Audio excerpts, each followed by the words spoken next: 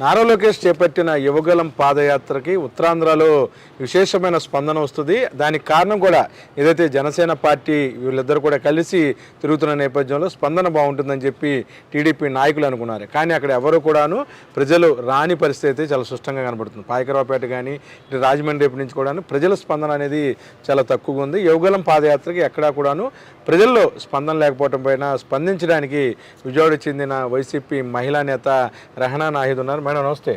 ఏంటి యువగలం అంటే ఉత్తరాంధ్రలో కానీ జనసేన ప్రాబల్యం ఎక్కువ ఉంటుంది, ఆ ప్రాంతాలు విపరీతమైన జనాలు వస్తారనుకుంటే నువ్వొద్దు బాబు అంటున్నారు, ఎందుకని అంటారు? అదే వీళ్ళు చెప్పే మాటలకి అక్కడ జరిగే వాస్తవానికి క్లియర్ కట్ ఏంటనేది అంటే వద్దని అలా చెప్తారు డైరెక్ట్ గా. పాపం చంద్రబాబు నాయుడు గారు కుమారుడు కదా, ఎందుకు చెప్పరండి? ఇప్పుడు పవన్ కళ్యాణ్ గారు అంతకుముందు మీరు చూసుంటే ప్రతి వీడియోస్లో బాబు నిన్ను నమ్మము అని ఆయనే చెప్పాడు. అవును, ఏదైతే పవన్ కళ్యాణ్ ఉన్నారో ఇప్పుడు, అప్పుడు బాబుని మేము నమ్మము, టీడీపీ చంద్రబాబుని గద్దె దించే వరకు నేను నిద్రపోను, మీ అందరినీ నిద్రపోనేవునని పవన్ కళ్యాణ్ గారే చెప్పారు. అదే పవన్ కళ్యాణ్ వచ్చి ఇప్పుడు యువగలం యువ నాయకుడు లోకేష్ గారు నేను ఇద్దరం ఒకటే, మీరు లోకేష్ నేమ్ అనకూడదు, చంద్రబాబు నేమ్ అనకూడదు, సిబిఎన్ నేమ్ అనకూడదు అని చెప్తా ఉంటే ప్రజలు ఎందుకు నమ్ముతారండి? ప్రజలేమన్నా కీలు బొమ్మలా, లేకపోతే వాళ్ళు ఆడే ఆట బొమ్మలా? అదే కదా. ఇప్పుడు ప్రజలుగా తనే వాళ్ళ ఎవరైతే పవన్ కళ్యాణ్ ఉన్నారో ఆయనే వాళ్ళ కార్యకర్తలనే బెదిరించే ఇదిలో ఉన్నారు. ఏమని మీరు ఎవరన్నా టీడీపీని ఏమన్నా అంటే, లోకేష్ని ఏమన్నా అంటే నేను ఊరుకోను, అలా ఎవరన్నా కొంచెం వ్యతిరేకంగా మాట్లాడితే మీరు వైసీపీ కోవట్లు నిరభ్యంతరంగా వెళ్ళిపోండి అంటున్నారు. ఆయన అంతకుముందు మాట్లాడిన మాట అది, ఇప్పుడు మాట్లాడుతున్న మాట ఇది. ఆయనే నమ్మనప్పుడు ప్రజలు ఎందుకు నమ్ముతారు? ఆయన మాట మీద ఆయనే నిలబడినప్పుడు ప్రజలు ఎందుకు నమ్ముతారు? ప్రజలు ఎందుకు ఆయన్ని మీరు రండి మా సమస్యలు మీకు చెప్తామని ఎందుకు చెప్తారు? ఆప్షనే లేదు. అసలు ముందు నువ్వేంటి అనేది నువ్వు చూసుకో, వద్దు బాబు మాకు నువ్వు అవసరం లేదు, మేము బాగానే ఉన్నామని ప్రజలు అంటున్నారు. సో పవన్ కళ్యాణ్కి క్లారిటీ లేదు, ప్రజలకి క్లారిటీ ఉంది వాళ్ళకి ఎవరు కావాలని. సో డెఫినెట్ గా మరి చెప్పండి, జనసేన అధ్యక్షుడు ఓపెన్ గా మూసుకొని ఉండండి అని పార్టీ నాయకులు కార్యకర్తలతో అలా అసలు చెప్పొచ్చు అంటారా? దాన్ని బట్టే ఒక పార్టీ పెట్టే ఒక పార్టీని నడపగలిగే నాయకుడు ఎలా ఉండకూడదు అనేది పవన్ కళ్యాణ్ మిగతా అందరూ కూడా నేర్చుకోవచ్చు. మరి ఈరోజు అసలు ఎవరు మాట అంటారు కదా, ఎందుకంటారండి? అరే మన పార్టీ 4 రోజుల పాటు ఉండాలి, మన పార్టీ అధికారంలోకి రావాలి, మనం ప్రజలకు సేవ చేయాలి అని అనుకునే నాయకుడు ఎవరు అలా మాట్లాడారు? కార్యకర్తలే పార్టీకి కొమ్మలు, వాళ్ళు లేనిదే పార్టీ లేదు అని ఏ నాయకుడు కూడా అలా మాట్లాడరు. మరి ఆయన మాట్లాడే విధానానికి ఆయన మెంటల్ స్టేట్ ఏంటనేది జగన్ దగ్గరికి వెళ్ళిపోండి అని వాళ్ళ పార్టీ నాయకులనే ఆయన సజెస్ట్ చేస్తున్నారు. అలాగే మరి టీడీపీ వాళ్ళు పవన్ కళ్యాణ్ వాళ్ళ పార్టీ కార్యకర్తలు ఏమంటున్నారంటే, మీరు పవన్ కళ్యాణ్ ఏమన్నా అంటే బాగోదు, పవన్ కళ్యాణ్ని ఏమి అనకూడదు, జన సైనికుల్ని ఏమి అనకూడదని వాళ్ళు చెప్తున్నారు. సో వీళ్ళిద్దరు ఒకప్పుడు వీళ్ళు గుద్దుకున్నారు, ఇప్పుడేమో ఇద్దరు కలిసిపోయి పనిచేస్తానంటున్నారు. ప్రజలకి క్లారిటీ వాళ్ళే ఇస్తున్నారు కదా, మమ్మల్ని నమ్ముద్రా బాబు అని చెప్పేసి. అలాంటప్పుడు ప్రజలతో వాళ్ళకి అవసరం ఏముందండి? వాళ్ళు కంప్లీట్గా ఏదైతే జగన్మోహన్ రెడ్డి గారి మీద కుట్ర చేయడానికి, జగన్మోహన్ రెడ్డి గారిని డిగ్రేడ్ చేయడానికి మాత్రమే వీళ్ళ పార్టీ ఎజెండాలు ఉన్నాయి. దాంట్లో ప్రజలకు మంచి చేయాలనే కాన్సెప్ట్ లేనే లేదు. డెఫినెట్గా అండి. ఇప్పుడు వాళ్ళకి అవసరం వచ్చినప్పుడు, వాళ్ళు ఖాళీగా ఉన్నప్పుడు యువగలం కావాలి. వాళ్ళకి ఏదన్నా పనుండి వాళ్ళ బాబుని వాళ్ళ సిబిఎన్ని లోపల పెడితే యువగలం వద్దు, ఏ యువగలము వద్దు. మరి ఇట్లాంటి ఒక పరిస్థితుల్లో, ఇట్లాంటి ఒక సిట్యువేషన్స్లో పనిచేస్తున్నప్పుడు అట్లాంటి నాయకుల్ని జనాలు ఎందుకు కోరుకుంటారండి? ఎటువంటి పరిస్థితులు ఉన్నా సరే ప్రజల కోసం పనిచేసే నాయకులే ఈరోజు జనాలకు కావాలి. వాళ్ళ పరిస్థితుల్లో వాళ్ళ పర్సనల్ ఇష్యూస్ కోసం రాజకీయాల్ని మార్చేసే నాయకులు ప్రజలకు వద్దు కూడా. అవునండి.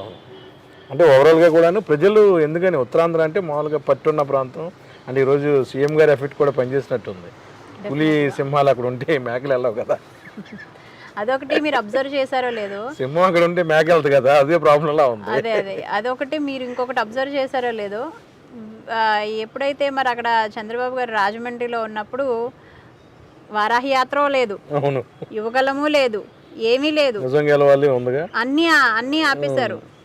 అందరూ దేనికోసం పనిచేశారంటే ఈ క్యాండిల్స్ పట్టుకోవడము ఇవన్నీ. ఇంకో భువనేశ్వరి గారు ఇంకో మాట అన్నారు, 125 మంది చనిపోయారు. చంద్రబాబు గారిని జైల్లో పెడితే 125 మంది చనిపోయారు. వాళ్ళందరికీ నేను ఇంటింటికి వచ్చి తిరుగుతానన్నారు. మరి చంద్రబాబు గారు జైలు నుంచి బయటకు రాగానే ఆయన తీసుకొని హైదరాబాద్ వెళ్ళిపోయారు. ఎవరిని కలవాలా? మరి ఆ 125 మంది నిజంగా చంద్రబాబు గారి గురించి చనిపోతే మరి వాళ్ళందరినీ హక్కును చేర్చుకోవాలి, వాళ్ళందరినీ కలవాలి. మరి ఈయన రిలీజ్ అవ్వగానే ఆ యాత్రలన్నీ కూడా అర్ధాంతరంగా ఆపేసేసి శుభ్రంగా అందరూ వెళ్ళి హైదరాబాద్లో కూర్చున్నారు. మరి ఇదేనా? ఇదంతా ఫేకే కదా. ఇదంతా అలాంటప్పుడు ఫేకే కదా. ఇంత క్లియర్ కట్గా వాళ్ళు నెల రోజులు అన్న మాట మీద కూడా వాళ్ళు ఈరోజు వాళ్ళు స్టాండ్ తీసుకోవట్లేదు, ఈ పవన్ కళ్యాణ్ కానీ లోకేష్ కానీ. అలాంటప్పుడు ప్రజలు ఎందుకండి ఇంత మంచి చేసే ముఖ్యమంత్రిని వదులుకొని వీళ్ళకి ఎందుకు సపోర్ట్ చేస్తారు? అంటే నిజం గెలవాలి కంటిన్యూ చేస్తే బాగుండేది అంటారా? ఎందుకు కంటిన్యూ చేస్తారు? చంద్రబాబు కోసమే కదా. చంద్రబాబు బయటకు వచ్చేసాడు కదా. వాళ్ళ ఉద్దేశంలో చంద్రబాబు లోపల ఉంటే నిజం ఓడిపోయింది, చంద్రబాబు బయట ఉంటే నిజం గెలిచింది. అది వాళ్ళ ఉద్దేశ ప్రకారం చంద్రబాబు ఇంటికి వచ్చేస్తే నిజం గెలిచిందని వాళ్ళ ఉద్దేశం. కానీ అక్కడ వెళ్ళి ఆపరేషన్ చేసుకోవయ్యా అని వదిలిన దీన్ని ఇలా కన్వర్ట్ చేశారు. వాళ్ళు నిజం గెలిచింది ఇలాగా కన్వర్ట్ చేశారు శుక్లాల్ని. ఆత్మలు ఎలా శాంతిస్తే మరి బాబు గారి కోసం వాళ్ళందరూ తిరుగుతూ ఉంటారు కదా,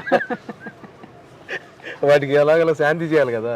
ఇంకా రారా భువనేశ్వర్ గారు బయటికి ఎందుకు వస్తారు? మళ్ళీ ఇంకొకసారి జగన్ ఈయన చంద్రబాబు గారు లోపలికి వెళ్తే మళ్ళీ వస్తారు. మిగతా 125లో 2-3 ఫినిష్ చేశారు కదా, ఆ మిగిలిన 123 కుటుంబాలు అప్పుడు చూస్తారు. అప్పుడు ఇంకా మళ్ళీ ఇంకోసారి లోపలికి వెళ్తే ఈ లిస్ట్ పెరుగుద్ది కదా. 125 నుంచి ఒక 400, 900 లిస్ట్ మళ్ళీ చనిపోతారు కదా. డెఫినెట్గా ఫస్ట్ టైం చనిపోయినప్పుడు రెండోసారి కూడా చనిపోతారు కదా. అప్పుడు వీళ్ళు మళ్ళీ ఆ యాత్రను అప్పుడు కంటిన్యూ చేస్తారు. ప్రస్తుతానికైతే యాత్రలు ఏమి లేవు, అందరూ చక్కగా హైదరాబాద్లో ఎవరి పనులు వాళ్ళు చూసుకుంటున్నారు. అంటే బ్రాహ్మణి గారు ఏమైనా బయలుదేరితే రేపు ఎలా ఉండబోతుంది ఎన్నికల్లో? అంటే కొంచెం గ్లామర్ అవన్నీ పనిచేస్తాయి కదా. డెఫినెట్గా అండి. ఇప్పుడు వాళ్ళ కుటుంబానికి కష్టం వచ్చినప్పుడు ఆవిడ బయటకు వచ్చారు.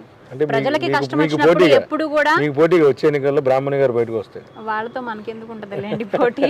నేను చెప్పేది ఏంటంటే వాళ్ళ కుటుంబానికి కష్టం వచ్చినప్పుడు పాపం బ్రాహ్మణి గారైనా వాళ్ళ ఫ్యామిలీని వాళ్ళ కుటుంబాన్ని అందరినీ బయటికి తీసుకొచ్చారు. ఆవిడ బయటకు వచ్చారు. చంద్రబాబు గారు లోపలికి వెళ్ళిపోయిన తర్వాత ఇంకా ప్రజలతో అవసరం లేదు. ప్రజల కష్టాల కోసం వాళ్ళు ఏమి బయటకు రాలా. వాళ్ళ కష్టం వచ్చినప్పుడు బయటకు వచ్చారు, వాళ్ళ కష్టం తీరిపోయినాక లోపలికి వెళ్ళిపోతారు. దాంట్లో ప్రజలు ఎక్కడున్నారు, ఇంకా ప్రజల మంచి ఎక్కడుంది, అక్కడ ప్రజాసేవ ఎక్కడుంది? అంతే. వాళ్ళ ఒరిజినల్ నేచర్ అనేది ఏంటో మొన్నే చూసాం మనం. ఓకే, వీళ్ళకి ఎప్పుడెప్పుడు ప్రజలు కావాలి, ఎప్పుడెప్పుడు ఆంధ్రప్రదేశ్ కావాలి, ఏ సిచ్యువేషన్స్లో ఆంధ్రప్రదేశ్ కావాలి, ఏ సిచ్యువేషన్స్లో ఎన్టీఆర్ గారు బొమ్మ కావాలి, ఎలక్షన్స్ అప్పుడు మాత్రమే. అప్పుడే వస్తారు. ఇక ఆ తర్వాత అవసరమే లేదు.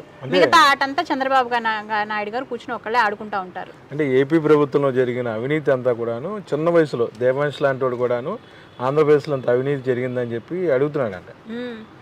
దేవాంశ్ ఒకసారి తీసుకొచ్చి అమరావతిలో తిప్పితే పోద్ది. అమరావతిలో తిప్పితే నిజంగా ఎవరు అవినీతి చేశారని తెలిసిపోద్ది. ఆ రోజు నిజంగా అమరావతిలో రాజధాని కట్టాలి అంటే ఈ 33,000 ఎకరాలని 33,000 ఎకరాలని ఇది ఆన్ సైట్ ఇది చేస్తే, అంటే బినామీలు కాకుండా ల్యాండ్ పుల్లింగ్ విధానం కాకుండా ఆన్ సైట్ లో గవర్నమెంట్ డైరెక్ట్ గా కొనే విధంగా చేస్తే 6,600 కోట్లతో ఈ పాటికి రైతులకి డబల్ అమౌంట్ వెళ్ళేది. అక్కడ ఇది కూడా వచ్చేసేది. కానీ అలా చేయకుండా ల్యాండ్ పుల్లింగ్ అని చెప్పి డైరెక్ట్ గవర్నమెంట్ కొనే పద్ధతి కాకుండా తనకి సంబంధించిన వాళ్ళ చేత కొనిచ్చి ఇదంతా ప్రభుత్వానికి అటు రైతుల్ని నష్టపరిచి, ఇటు రాజధాని పెట్టకుండా, ఇటు ప్రభుత్వంలోనూ కొల్ల చేసి, ప్రభుత్వ సంపదని కొల్ల చేసి ఏం చూపించాడు? ఇదంతా తీసుకొచ్చి ఆయన దేవాంశ్ని చేపట్టుకుని మొత్తం తిప్పితే ఎవరు అవినీతి అనేది ఆయనకే తెలుస్తుంది. ఇప్పుడు పుట్టాడు కదా, ఇప్పుడు వీళ్ళు అదేగా చెప్పేది. అదనమాట. అవినీతి అంటే అలా ఉందో మాట్లాడే విధానం. డెఫినెట్ గా నాకు అనిపిస్తుంది ఆ దేవాంశుకు కూడా కొన్ని రోజుల తర్వాత అసలు జ్ఞానం ఏంటి అనేది వచ్చి కొంచెం ఎప్పుడన్నా అప్పుడప్పుడు సాక్షి టీవీ ఫాలో అయితే డెఫినెట్ గా జగన్మోహన్ రెడ్డి గారికి ఫ్యాన్ అవుతాడు దేవాంశ్. డెఫినెట్ గా అంటే వాళ్ళ తాతదే నాన్న కాకుండా అప్పుడప్పుడు ఏదన్నా ఎక్కడన్నా వేరే ఎక్కడన్నా సాక్షి అనేది కొంచెం ఫాలో అయితే చూసినా చాలండి. సాక్షి అనేది ఫాలో అయితే వాళ్ళ తాత ఏంటి, జగన్మోహన్ రెడ్డి అంటే ఏంటి అనేది ఆ చిన్న పిల్లవాడికి కూడా ఈరోజు బయట పిల్లలు అదే చెప్తా ఉన్నారు. ఈరోజు ప్రతి దాంట్లో కూడా ఇంగ్లీష్ మీడియం స్కూల్లో చదివే పిల్లలు, లేకపోతే మారుమూల చదివే పిల్లలు అమెరికా వెళ్ళడం ఏంటండి? మన ఆంధ్రప్రదేశ్ రాష్ట్రానికి నిదర్శనంగా మన తరపున మన గవర్నమెంట్ స్కూల్లో పిల్లలు చదివి అక్కడికి వెళ్ళి మన రాష్ట్రాన్ని రిప్రజెంటేట్ చేయడం అంటే జగన్మోహన్ రెడ్డి గారు డెఫినెట్ గా తెలుస్తుంది మా తాత ఉన్నప్పుడు బళ్ళు ఇలా ఉన్నాయి, జగన్మోహన్ రెడ్డి గారు బళ్ళు ఇలా చేశాడా అని అతను కూడా తెలుసుకుంటాడు. అంకుల్కి ఫ్యాన్ అయిపోతాడేమో జగన్ గారికి. తప్పకుండా. Okay madam, thank you. మొత్తమే కూడాను ఆంధ్రప్రదేశ్లో ఏదైతే ప్రస్తుత అభివృద్ధి ఉందో అది నారా లోకేష్ కావచ్చు, దేవాంష్ కావచ్చు, చంద్రబాబు కావచ్చు, ఎవరైనా సరే గ్రౌండ్ లెవెల్లోకి వెళ్ళి పరిశీలిస్తే ఖచ్చితంగా జగన్ గారి అభిమానులుగా మారిపోతారంటున్నారు రెహనా నాది. వచ్చే ఎన్నికల్లో ఎవరు ఎన్ని ఎత్తులు చిత్తులు